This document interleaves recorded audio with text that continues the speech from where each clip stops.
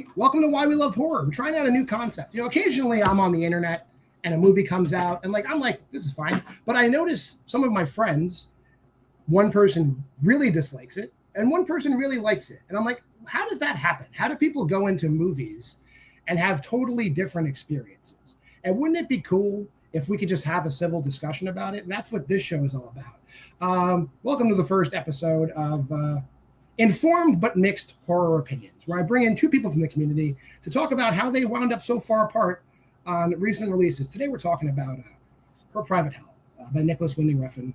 And I don't want to say arguing the positive, but, in support of this recent release, Tom Houseman is here. Tom, how you feeling today? I'm feeling good. I am always happy for an excuse to binge watch some Refn. And I started rewatching this one today, and I was planning on taking a bunch of notes as I was watching it, but I got really sucked into it again. Didn't take any notes. Hopefully, I'll have some insightful things to say about it. But I'm excited about this. Fair enough. And I was again not arguing the con side, but supporting the con side. The host of Cinemasters Review on the Video Store, Payson Johnson, is here. Payson, how are you today? Doing good. Camera looks a little blurry. I will fix that in a second. But yeah, usually when movies like these have mixed receptions, I tend to fall on the positive side.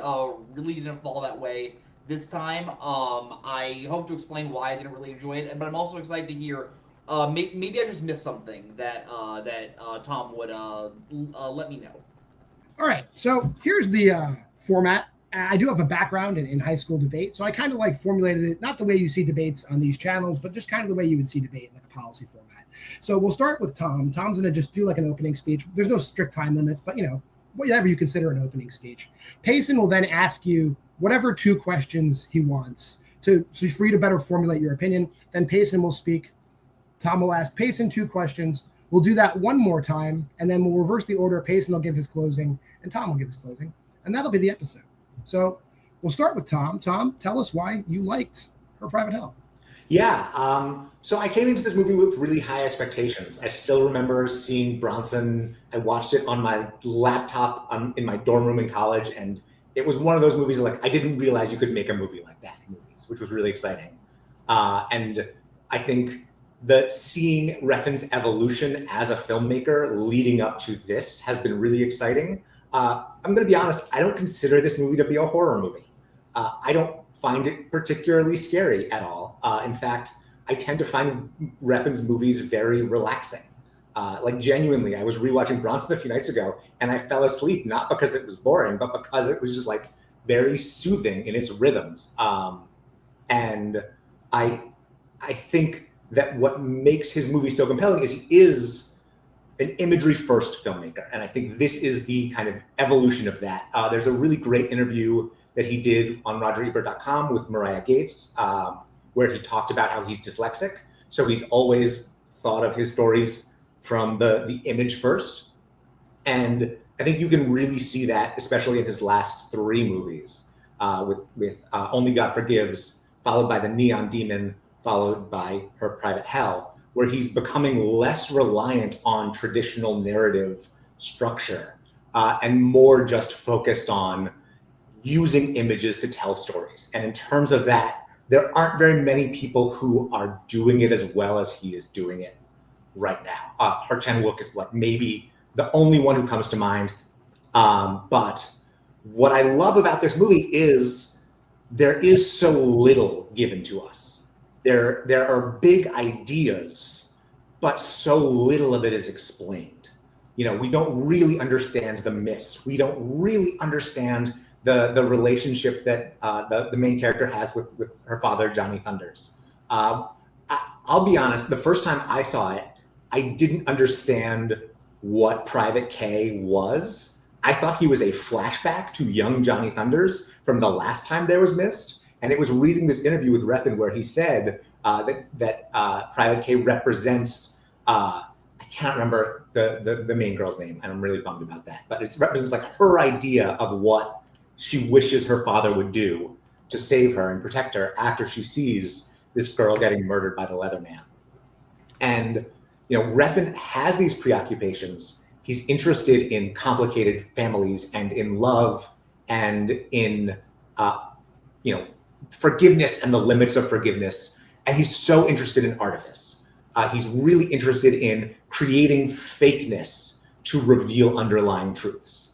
And I think that this pushes that further than he's ever gone before. And it's funny. I see a lot of comparisons to things like Giallo movies, which I don't see that comparison. I think bisexual lighting and leather gloves do not a Giallo make.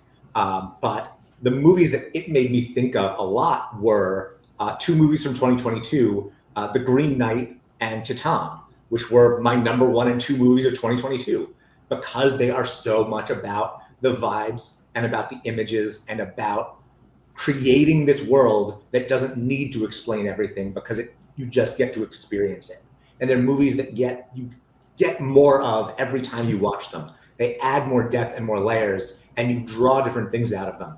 And so I'm excited to finish this second watch that I started today, and then maybe in 5 years watch it a third time and get something totally new out of it. We will just have Payson come on. Payson, you can ask just 2 questions, however pointed you want, just so you can get a better idea of Tom's view. So go ahead. Yeah, I think the first thing that I really grabbed to what you said was this movie doesn't really explain doesn't really explain much to the audience, but it's filled with big ideas. I didn't really get a grasp of those big ideas, so I would love to hear what were some of the things that you took away from this movie, because just to tease why I wasn't a fan of it, I think it's kind of a vapid movie. And I think the other major thing was, you said on that first watch you were really trying to figure out what how did Private K really really connect with the story. Have you found anything on the second watch at this point? I'll answer the second question first because it's a little bit easier to answer. Yeah, so every time it goes to a Private K, the transition is from the main girl into him. Her name is Elle, by the way. Her name's Elle. Sorry, go ahead. Elle, yes. Yeah. Transitions from Elle to Private K. And that makes it more clear, at least with the knowledge that I have now, that it is her imagining. And one thing that I don't think I even caught the first time around, when they see the girl getting murdered in the apartment across the way, they hear her, when she's falling out the window, yell, "Daddy." And when Private K is talking about looking for his daughter, and that repetition of the word daddy, that's what kind of makes that clearer to me. And especially when you think about when Hunter, the influencer girl, calls Johnny Thunders daddy, and it freaks Elle out. And I think that this is a movie that is about parental relationships, among other things, in the same way that Only God Forgives was about mothers and sons. This is about fathers and daughters, and the really complicated feelings that Elle has being near her father, but also being apart from him, being a part of this project that he's working on.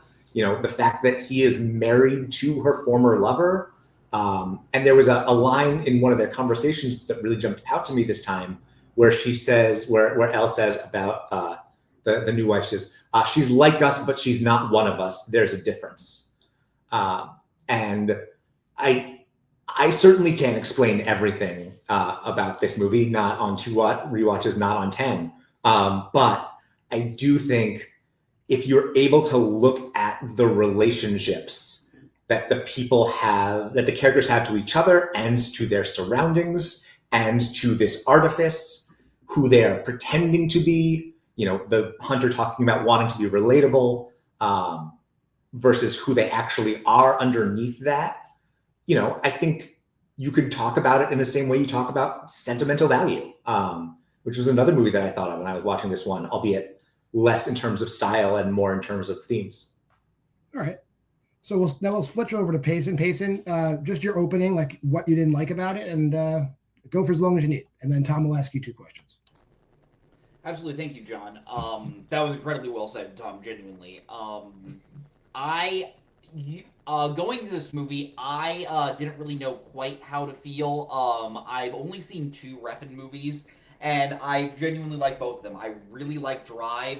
If we were doing the show in 2016, I would probably be debating someone on the positives of the Neon Demon. I think that movie handles just like materialism really well. But yeah, walking out of this movie, I really felt like Refn was so much more concerned about just adding like pretty images and unique stylistic choices, and forgot to add any sort of interesting either stories or characters.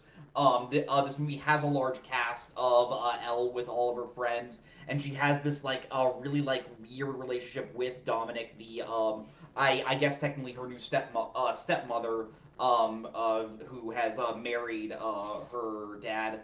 And I just didn't really feel like I could tell from the way the actors performed, Sophie Thatcher and Havana Lou Richardson is her name, I think. No, Havana Rose Lou. Okay, yeah. I could tell from their performance there was a little bit of like a rivalry there. I didn't really feel like that was explored all that well.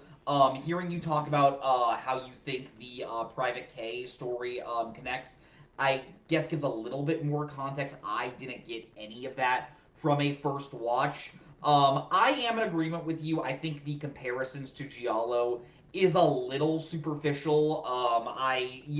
Yes, this movie does use bisexual lighting. Yes, it does have a killer with leather gloves. I don't think that I'm also with you. I don't think that really connects that much to it. The number one positive thing I will say about the movie is probably the biggest connection to Giallo is the score. I think is incredible. But other than that, this was a lot of just stylistic choices that, because it had no substance to me, I wasn't really given like that much to like chew on. And even I just wasn't even like a fan of a lot of the stylistic choices. Like I think using the mist, I could very clearly tell that was probably a budget issue there. They couldn't show the full city, but it really just felt like discount neo noir in a way. And I was just left to just really feeling like I was given an empty pie plate, essentially. Okay, Tom, you could ask either one question at a time or 2 questions like Payson did, just so you can expand upon Payson's viewpoint. Yeah, no, I think I totally get where you're coming from, Payson. Although I will say you need to watch Only God Forgives, if for no other reason than that you'll get to hear Kristen Scott Thomas call someone a cum dumpster. But my 2 questions for you are, one, Havana Rose Lou, though. You have to acknowledge that her performance is fantastic. And then my other question is a more broader question, which is, if you were to take this same screenplay or story or world or whatever and give it to another director, who would you have liked to see to have their approach to the same ideas? Yeah, I will give you, if I were to say one performer that does stand out, I do think Havana Rose Lou was probably the standout. I think she's given probably the most fun part of, like, I guess technically one of the villains in this movie, even though she's not really like a villain without getting the spoilers. She's just like sort of just someone that doesn't really get along with the protagonist. Sophie Thatcher, I think, is just, and Charles Melton, I think, are just playing a bit too subdued of a part. And if I were to choose a filmmaker to do this story, honestly, like, if he were to get out of his franchise stuff, which I do love his franchise stuff, I think Denis Villeneuve probably could have found a lot more heart to the story, because I do think a lot of the lighting did remind me a lot of Blade Runner 2049 than it did outside of as opposed to a lot of Giallo movies. And I think what separates Blade Runner 2049 from this is, I think the heart of the characters is so much at the forefront, with the relationship of Kay, like learning, like, am I, like, thinking he's like the one that's supposed to be the savior, and then realizing, oh no, he's just a side character. I would have been very interested to see his take on this. All right, so what we'll do here then, based on Payson's points, Tom, you can do your second constructive speech about the movie and then Payson will ask you 2 questions one more time. Yeah, I mean, first of all, I think it's interesting that you went for Villeneuve. I think that makes a lot of sense. And I also think that Blade Runner 2049 is my least favorite film of his. And my favorite is probably Enemy, because that's the one that gives you the least and is the most abstract. And I don't necessarily have a rebuttal for Payson as much as just like, I think if you go into this movie with a set of expectations that it isn't meeting, you're gonna feel like it's not giving you anything. And I think it can be very hard when you have seen a movie like Drive and Neon Demon, which are both fairly straightforward narratives, to then go into this. It's can be very jarring. And I'll say again, I'm liking this movie even more on second watch, because I'm not having to try and put any pieces together. I'm just kind of letting it wash over me more, and seeing, what's underneath it. I do disagree with you strongly about The Mist. I think that The Mist is so crucial to this idea. It's something that's repeated multiple times. Is like the problem isn't the mist; it's what the mist brings, which is the devil man, the leather man. Oh no, the devil. And this idea of feeling lost, of feeling disconnected, where they're in this one giant tower and they see this other murder happening in this other giant tower that feels like it could be a million miles away. And this idea of voyeurism and seeing and being aware that you're being seen and what you try and hide. And the mist represents, deceit. It represents not being able to see, not even really being able to see yourself sometimes. So it's entirely possible that it was a budget consideration, but if it was, I think it was an excellent one. So. Okay. Back over to Payson, just like any up to two more questions you want to ask Tom to expand upon that. Yeah, you took me for a shock when you said the Neon Demon was a straightforward story, but then I did think about it. It's like, yeah, honestly, I think the main thing that makes that movie so crazy is what the characters do in that story. I think the story is actually, I am actually with you. I think it is actually fairly straightforward, especially compared to this one. I think the number one thing I just want to ask you is, it seems like you are speaking a lot of like in terms of the symbolism and like what this movie is about. It seems like you are bringing that, and I just want to say, do you think there's a difference between a viewer of art bringing something to what they are just finding versus was it actually there in the first place? I understand that's an abstract question. I'm just trying to, yeah. Okay. There you go, Tom. Yeah, because I do think, I don't know what Refn intends with all of this imagery and symbolism, and it kind of gets into a death of the author question of is his interpretation objectively correct? I think what I love about pieces of art that exist in this kind of abstract liminal state is how easy it is to bring your own interpretation to it. And I wouldn't disagree with someone who had a totally different interpretation. And even like how you feel about, Hunter as this very vapid character, whether she is complicit in her own victimization or is just a victim. I think these characters are messy and they're complicated. I don't think there are any villains except the Leatherman, who isn't even really a character. But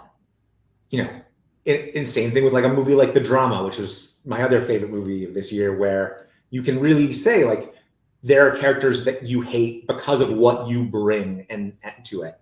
And this obviously is extremely different from that, but I think it's the same way where whatever you bring to the movie, if you have a very different relationship to your parents or your children or whatever, you're going to experience this movie differently than anyone else. And that's one of the things that I love so much about it.